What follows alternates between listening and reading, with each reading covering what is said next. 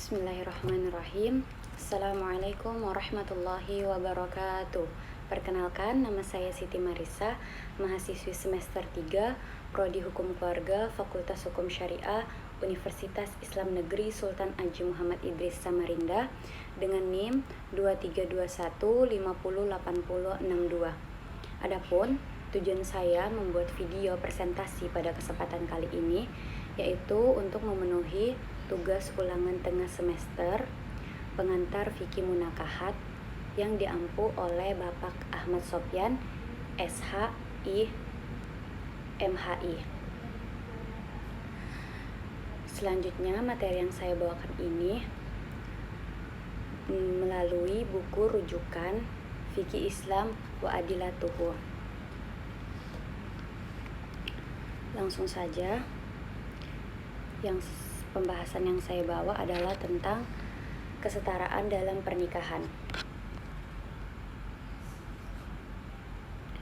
Orang yang mempunyai hak dalam kesetaraan kafa'ah. Apa itu kafa'ah? Kafa'ah adalah kesetaraan atau persamaan dalam hal kedudukan sosial.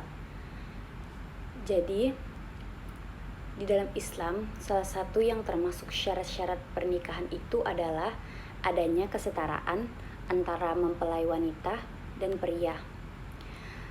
Nah, dalam hal ini ada beberapa perbedaan antara imam mazhab tentang permasalahan apakah kafa'ah ini menjadi syarat sahnya akad atau menjadi syarat lazimnya akad. Jadi, dalam hal ini ada perbedaan.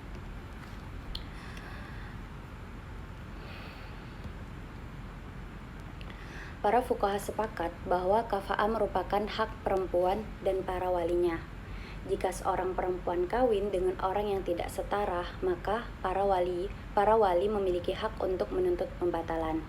Nah, jika walinya mengawinkannya dengan orang yang tidak setara, maka dia juga memiliki hak untuk membatalkan, karena ini adalah suatu pilihan akibat kekurangan yang dimiliki orang yang dilakukan akad kepadanya. Selanjutnya, menurut 4 mazhab, orang yang mempunyai hak dalam kesetaraan kafa'ah.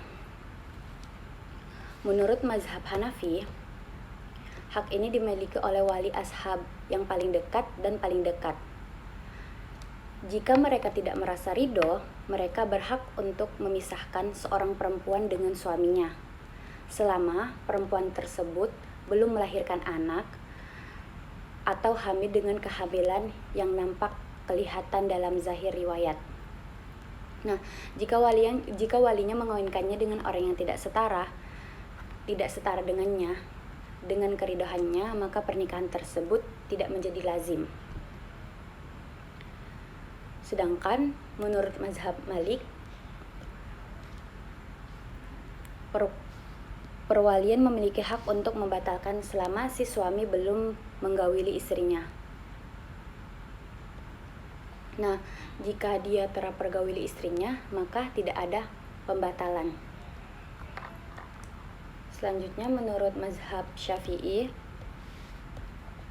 jika wali yang paling dekat mengawinkannya dengan keridohannya, maka bagi wali yang lebih jauh tidak memiliki hak untuk menolak, karena tidak ada hak baginya untuk mengawinkannya. Jika para wali memiliki derajat yang sama, salah seorang dari mereka mengawinkannya dengan keridohan si perempuan tanpa keridohan mereka, maka perkawinan ini menjadi tidak sah.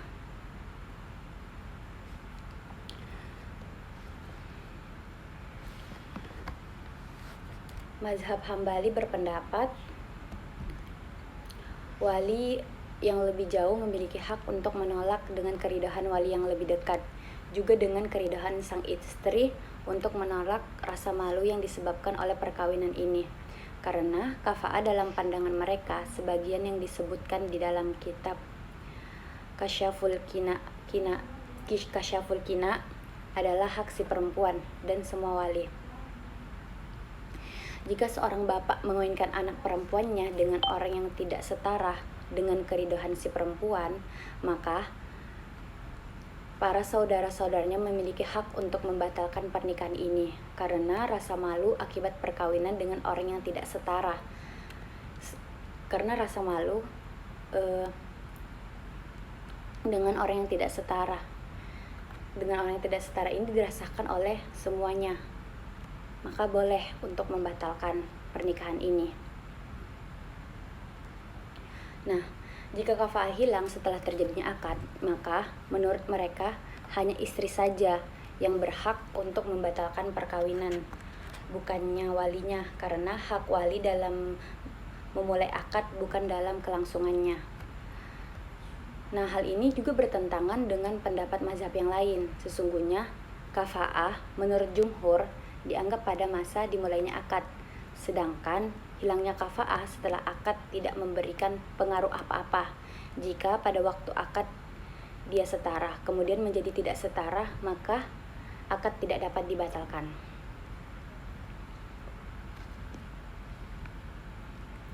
Selanjutnya, keridhaan sebagai wali yang memiliki derajat yang lebih rendah tanpa sebagian wali yang lain. Menurut Abu Hanifah dan Muhammad, keridhaan sebagian mereka merupakan jatuhan bagi hak wali yang lain, karena ini adalah hak satu yang tidak bisa dibagi-bagi. Sebabnya hubungan kekerabatan tidak bisa dibagi.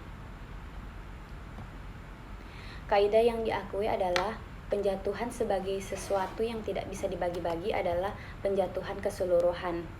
Jika salah seorang wali menjatuhkan haknya, maka jatuh hak yang lainnya.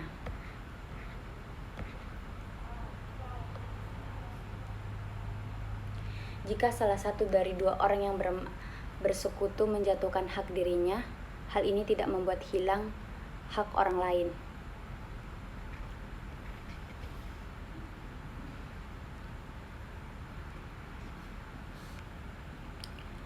Selanjutnya, menurut jumhur fuqaha yang terdiri dari mazhab Maliki, Syafi'i, Abu Yusuf, dan Zufar berpendapat sesungguhnya rasa ridho sebagai wali yang memiliki derajat yang sama tidak membuat hilang hak yang lain untuk menolak, karena sesungguhnya kesetaraan adalah hak bersama yang dimiliki oleh semua orang.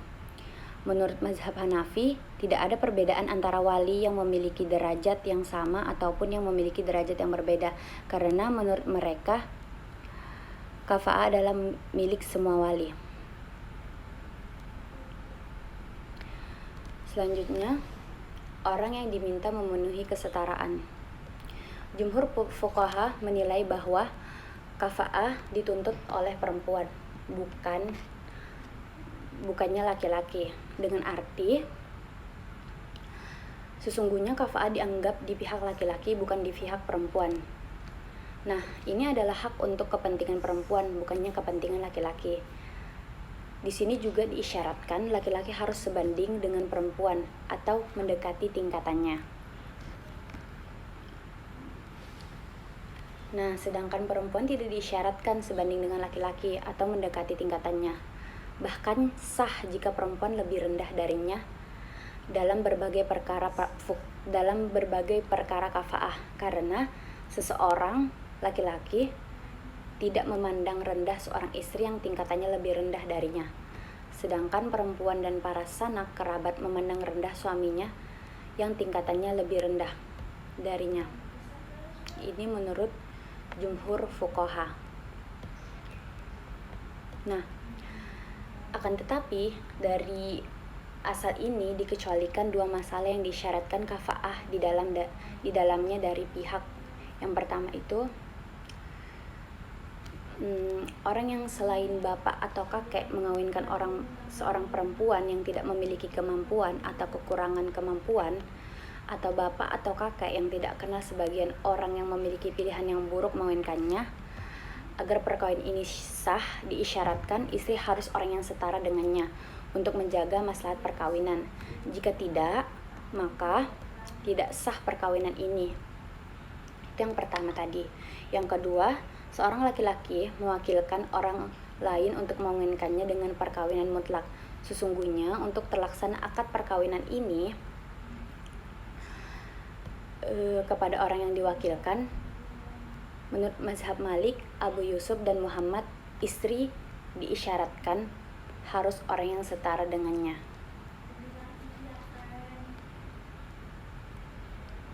Selanjutnya, sifat-sifat kesetaraan kafa'ah. Para fuqaha berselisih pendapat mengenai sifat-sifat kafa'ah. Nah, menurut mazhab Maliki membagi sifat kafa'ah menjadi dua, yaitu agama dan kondisi. Sedangkan menurut mazhab Hanafi membaginya menjadi 6, yaitu agama, Islam, kemerdekaan, nasab, harta, dan profesi. Imam Syafi'i pun begitu, membaginya menjadi 6, yang terdiri dari agama, kesucian, kemerdekaan, nasab, terbebas dari aib yang dapat menimbulkan pilihan, dan profesi. Imam Hambali membagi sifat kafa'ah menjadi 5, yaitu agama, profesi, nasab, kemakmuran harta, dan profesi.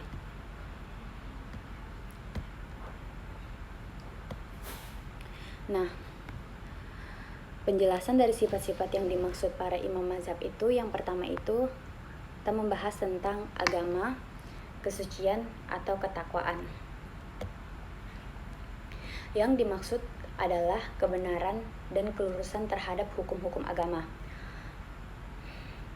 Orang yang bermaksiat dan fasik tidak sebanding dengan perempuan yang suci atau perempuan yang sholih yang merupakan anak orang sholih atau perempuan yang lurus, yang dia dan keluarganya memiliki jiwa agamis dan akhlak yang terpuji. Kefasikan orang tersebut ditunjukkan secara terang-terangan atau tidak secara terang-terangan. Maksudnya tidak dia tampakkan kefasikannya, akan tetapi ada yang bersaksi bahwa dia melakukan perbuatan kefasikan seperti ini, karena kesaksian dan periwayatan orang yang fasik ditolak. Jadi tidak setara antara perempuan sholih dengan laki-laki yang fasik, ini tidak setara. Hal ini merupakan suatu kekurangan pada kemanusiaannya, juga karena seorang perempuan merasa rendah dengan kefasikan suami dibandingkan rasa malu yang dirasakan akibat kekurangan nasabnya. Nah, jadi kefasikan seorang suami ini membuat si perempuan ini merasa lebih malu dibandingkan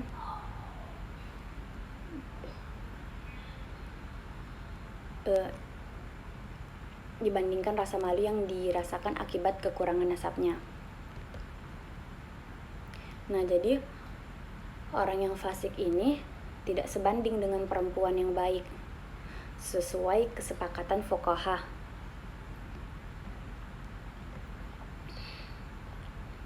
Nah, tapi dalam hal ini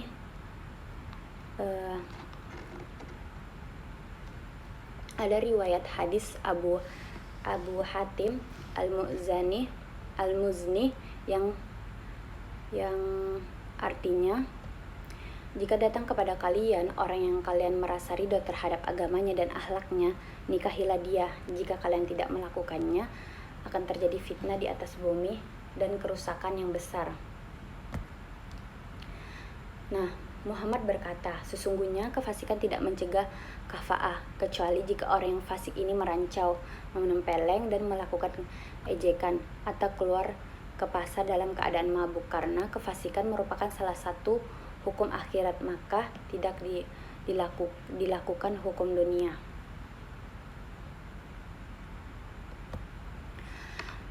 Nah, apakah orang laki-laki yang fasik sebanding dengan orang perempuan yang fasik yang merupakan anak orang yang soleh?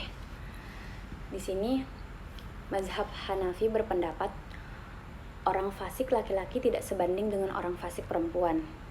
Ibnu Abidin berkata, sesungguhnya pemahaman dari perkataan mereka adalah salehnya semuanya. Maksudnya anak perempuan dan bapaknya. Sesungguhnya orang-orang yang membatasi kesalahan anak perempuannya atau kesalahan bapaknya memandang kepada yang biasa, bahwa biasanya kesalehan anak dan bapak adalah suatu yang pasti. Oleh karena itu, orang laki-laki yang fasik tidak sebanding dengan perempuan yang soleh, yang merupakan anak perempuan orang yang soleh. Dia sebanding dengan orang perempuan fasik yang merupakan anak perempuan orang yang fasik. Seperti ini juga orang perempuan yang fasik, anak orang yang soleh, karena rasa malu yang didatangkan kepada anak perempuan lebih banyak dibandingkan rasa malu yang didatangkan oleh bapaknya. Nah, jika seorang perempuan soleh yang merupakan anak perempuan yang fasik mengawinkan dirinya dengan orang fasik, maka bapaknya tidak memiliki hak untuk menolak karena bapaknya seperti menantunya dan anak perempuannya telah merasa ridho kepadanya. Selanjutnya, Islam. Ini adalah syarat yang dijatuhkan hanya oleh mazhab Hanafi bagi orang selain Arab, bertentangan dengan jumhur fuqaha. Yang dimaksud adalah Islam asal usulnya, yaitu nenek moyangnya. Nah, barang siapa yang memiliki dua nenek moyang muslim sebanding dengan orang yang memiliki beberapa nenek moyang Islam, dan orang yang memiliki satu nenek moyang Islam tidak sebanding dengan orang yang memiliki dua orang nenek moyang Islam, karena kesempurnaan nasab terdiri dari bapak dan kakek. Abu Yusuf memasukkan satu orang kepada dua orang. Barang siapa yang masuk Islam sendiri tidak sebanding dengan orang yang memiliki satu orang kakek moyang Islam, karena kebanggaan di antara orang selain Arab adalah orang Islam.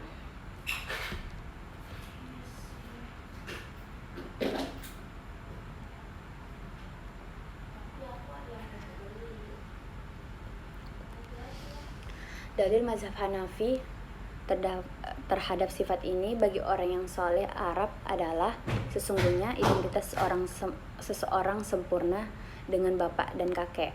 Jika bapak dan kakek orang muslim, maka nasab Islamnya sempurna.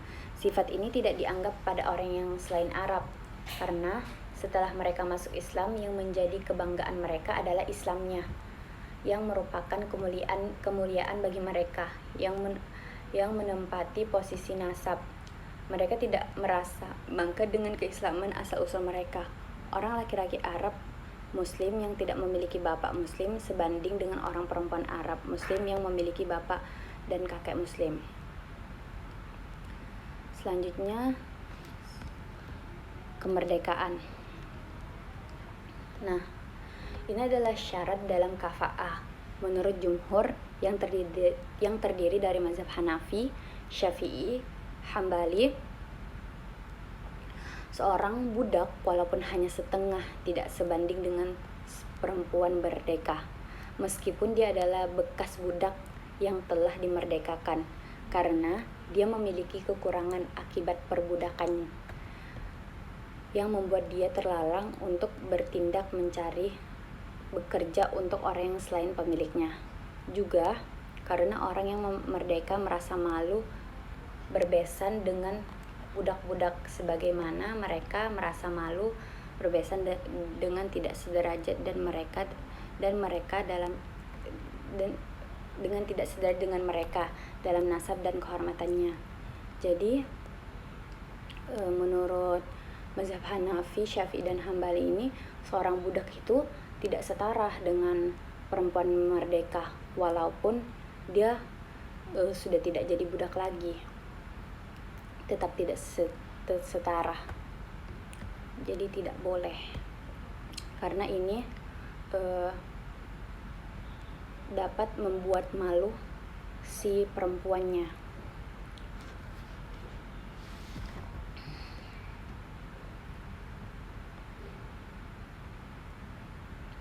Nah, mazhab Hanafi dan Syafi'i menambahkan bahwa orang yang dimerdekakan tidak setara bagi orang perempuan yang asli merdeka, karena orang-orang yang merdeka merasa malu berbesan dengan orang-orang yang dimerdekakan, sebagaimana mereka merasa malu berbesan dengan para budak. Nah, yang ini tadi penjelasannya.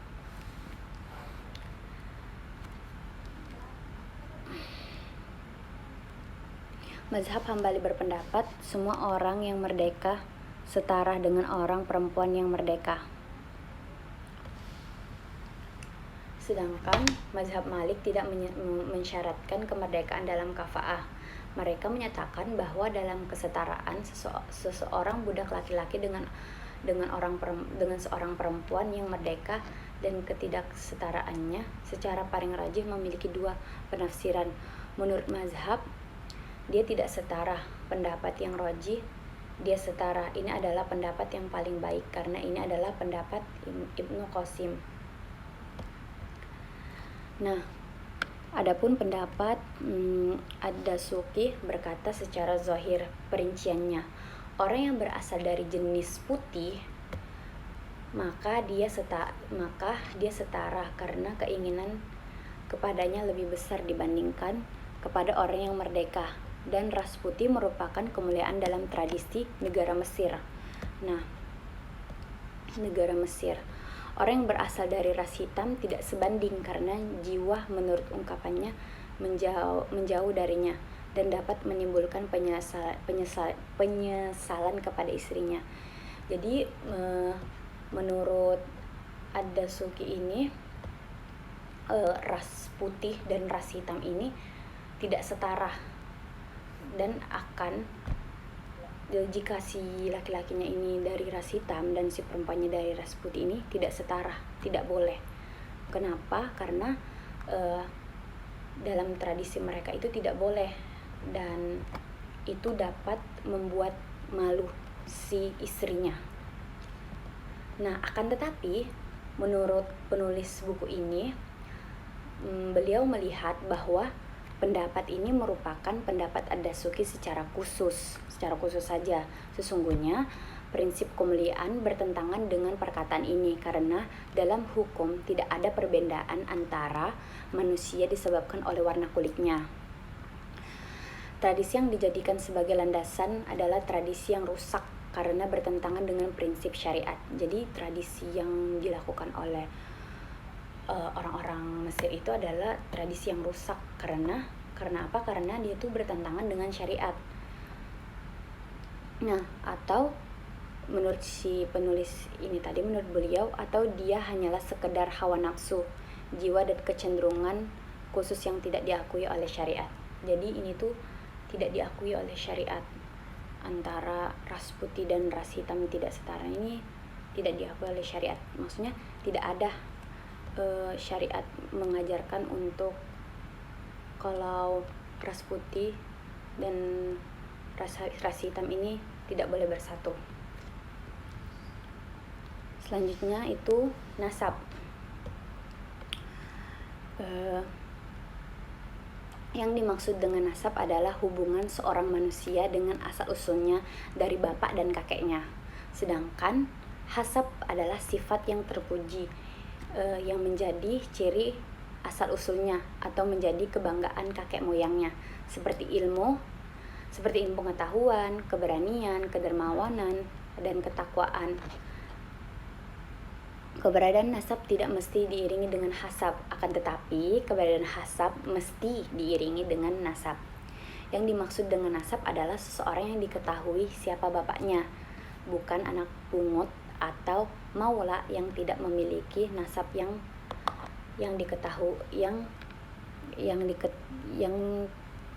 ketahuan.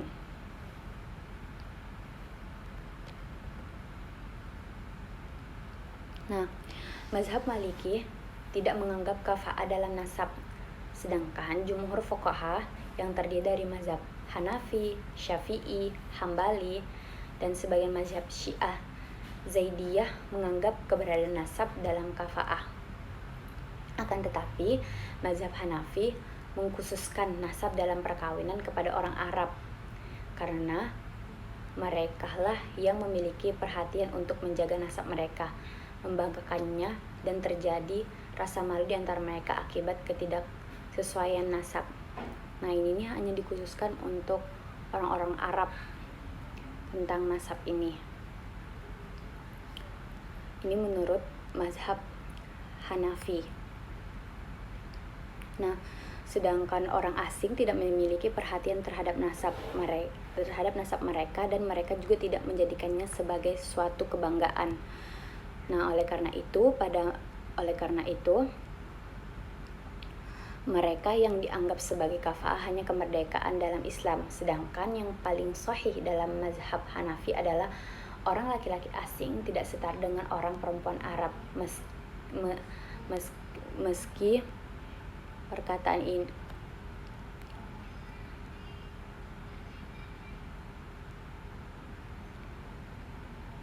jadi orang laki-laki asing tidak setara dengan orang perempuan Arab.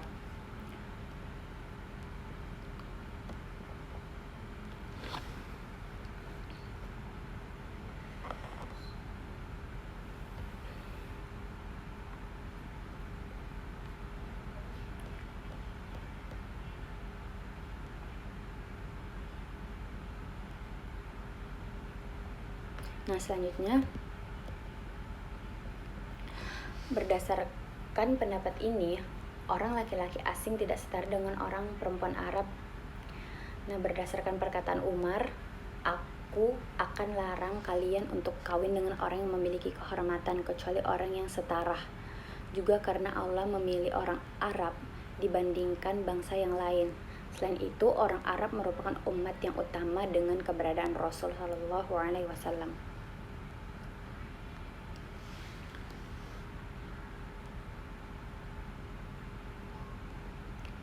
Bangsa Quraisy menurut mazhab Hanafi dan dalam satu riwayat dari Ahmad, sebagian mereka setara dengan sebagian yang lain, sebagaimana mereka mengecualikan Bani Bahilah akibat kerendahan mereka.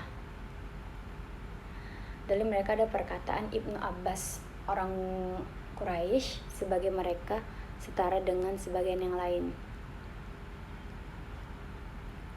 Jadi tidak disyaratkan untuk orang Arab menikah dengan orang selain daripada Arab, maksudnya keturunannya.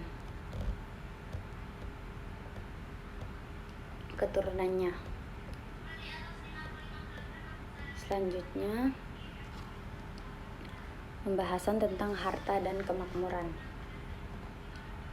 Yang dimaksud adalah kemampuan untuk memberikan mahar dan nafkah untuk istri, bukan kaya dan kekayaan. Oleh sebab itu, orang yang miskin tidak sebanding dengan perempuan-perempuan kaya. Sebagaimana ulama mazhab Hanafi menetapkan kemampuan untuk memberikan nafkah selama 1 bulan. Sebagian ulama yang lainnya mendapat cukup sekedar kemampuan untuk mencari rezeki untuknya. Mazhab Hanafi dan Hambali mensyaratkan kemampuan sebagai unsur kafa'ah, karena Nabi Shallallahu Alaihi Wasallam bersabda dalam hadis riwayat Fatimah binti Qais yang berbunyi,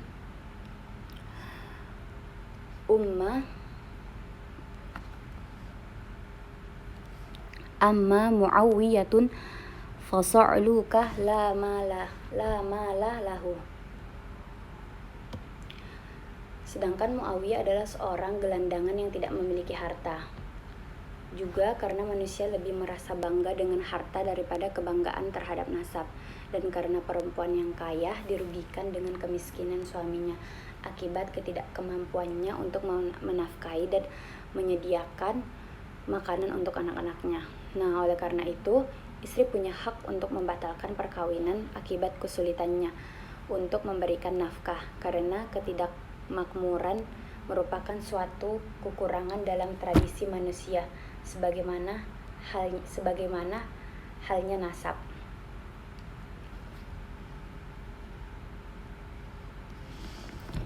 Mazhab Syafi'i dan mazhab Maliki berpendapat kemakmuran tidak masuk ke dalam sifat kafa'ah, karena harta adalah sesuatu yang bisa hilang dan tidak menjadi kebanggaan bagi orang yang memiliki nama baik dan penglihatan yang jauh. Nah, menurut penulis, pendapat yang roji adalah pendapat ini, karena kekayaan tidak bersifat abadi. Dan harta adalah sesuatu yang pergi dan hilang.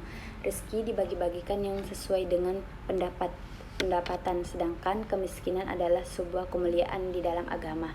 Nabi Shallallahu Alaihi Wasallam telah bersabda, yang artinya, Ya Allah, hidupkanlah aku dalam keadaan miskin dan matikanlah aku dalam keadaan miskin. Jadi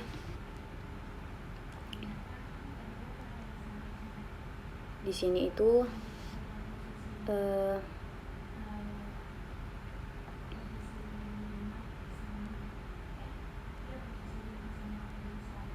menurut penulisnya itu pendapat yang rajih itu adalah pendapat mazhab Syafi'i dan mazhab Maliki, yang kemakmuran tidak masuk ke dalam sifat kafa'ah karena harta adalah sesuatu yang bisa hilang. Selanjutnya, bekerja, profesi atau produksi. Yang dimaksud adalah pekerja yang dilakukan oleh seseorang untuk mendapatkan rezekinya dan penghidupannya, termasuk diantaranya adalah pekerjaan di pemerintahan. Jumhur fuqaha selain mazhab Maliki memasukkan profesi ke dalam unsur kafa'ah, yaitu dengan menjadikan profesi suami atau keluarganya sebanding dengan dan setaraf dengan profesi istri dan keluarganya.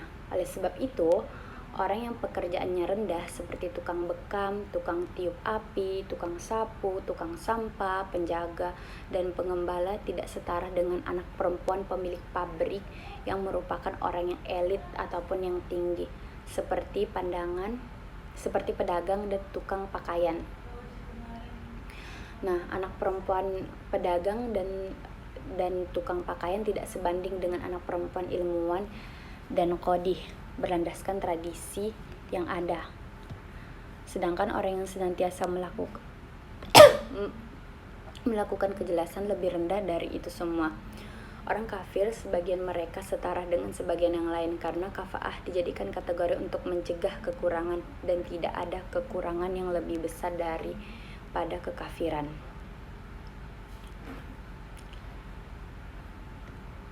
Yang dijadikan landasan untuk mengklasifikasikan pekerjaan adalah tradisi. Hal ini berbeda dengan perbedaan zaman dan tempat.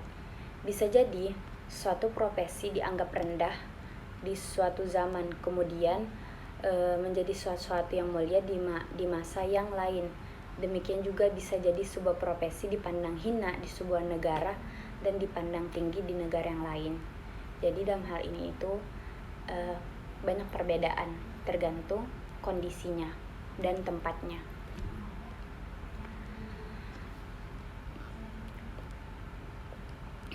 Sedangkan mazhab Maliki tidak menjadikan profesi sebagai salah satu unsur kafa'ah karena profesi bukan sesuatu yang kurang seperti utang, juga bukan sesuatu yang lazim seperti harta. Dengan demikian, masing-masing keduanya bagaikan kelemahan, sakit, selamat, dan sehat. Menurut penulis, ini adalah pendapat yang rajih. Nah, jadi menurut penulis ini beliau itu menganggap ini yang paling rajih. Mazhab Maliki yang mana tidak menjadikan profesi sebagai salah satu unsur kafa'ah karena profesi bukan sesuatu yang kurang seperti utang, juga bukan sesuatu yang lazim seperti harta. Selanjutnya, terbebas dari cacat yang dapat menyebabkan timbulnya pilihan dalam pernikahan. Yang dimaksud dengan cacat yang dapat menimbulkan pilihan seperti gila, kusta, buta, anggota badan yang terputus. Sedangkan perkara yang lain seperti kecantikan, umur, wawasan, negara, dan berbagai kekurangan yang lain itu tidak termasuk daripada kafa'ah.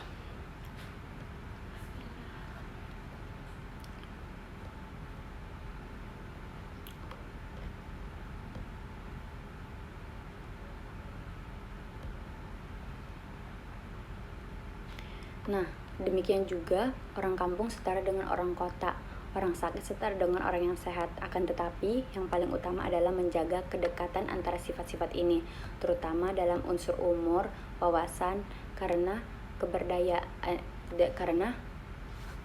keberadaannya lebih dapat mewujudkan keharmonisan dan kelanggengan di antara suami istri.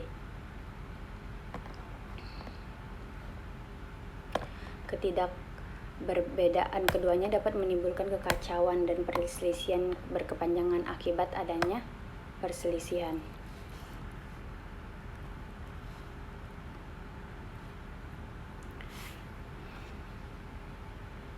Selanjutnya itu kafa'ah dalam undang-undang.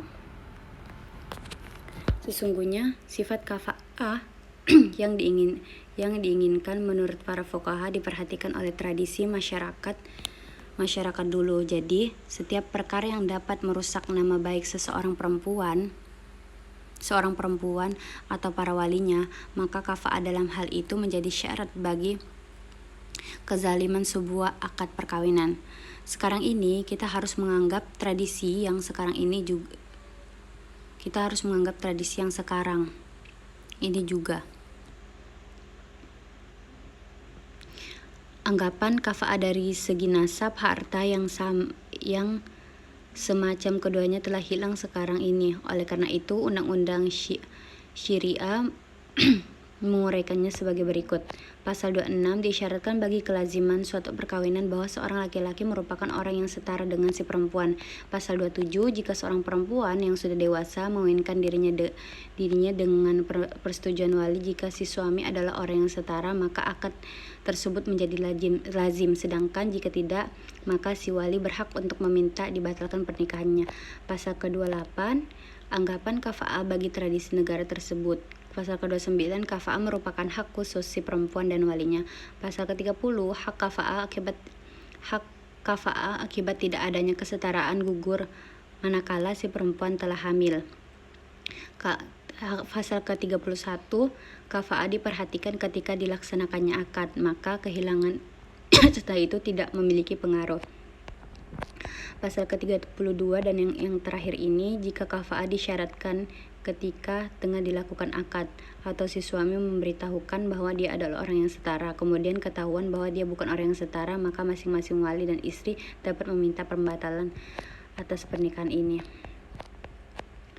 Nah, perlu diperhatikan bahwa hukum-hukum ini secara umum sesuai dengan mazhab Hanafi. Pertama, menguraikan bahwa kafa'ah dituntut dari pihak laki-laki, bukan dari pihak perempuan atau dari kedua pihak. Kedua, penetapan bahwa kafa'ah adalah syarat kelaziman, bukan syarat sah. Ketiga, memperhatikan landasan kafa'ah secara asal, yaitu tradisi. Keempat, kafa'ah merupakan hak bagi setiap perempuan dan walinya. Kelima, penetapan waktu jatuhnya hak kafa'ah sebagai pelaksanaan mazhab Hanafi yang masyhur. Keenam, waktu diberlakukannya kafa'ah. Mungkin ini saja yang dapat saya sampaikan. Mohon maaf